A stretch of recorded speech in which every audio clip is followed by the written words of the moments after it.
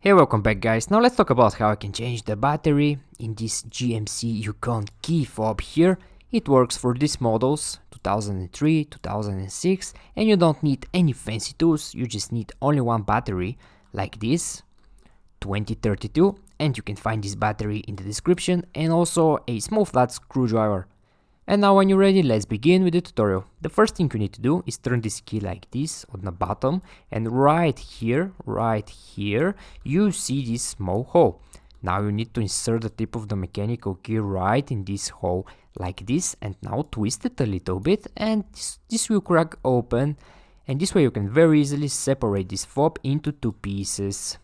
This is the whole idea here. And when you separate into two pieces, right after that, here you see your dead battery.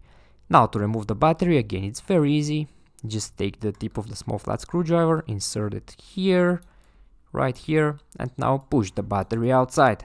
And now when you remove the battery, here in the same place, just insert your new battery, and also make sure this side here is the positive side that facing up. So this step here is very important. And now when you place the new battery, just take these two pieces again, make sure you align them perfectly like this, all corners to match perfectly, and now just snap them together.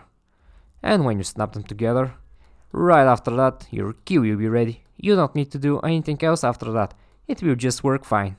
Okay guys, I hope you find this video useful, and take care.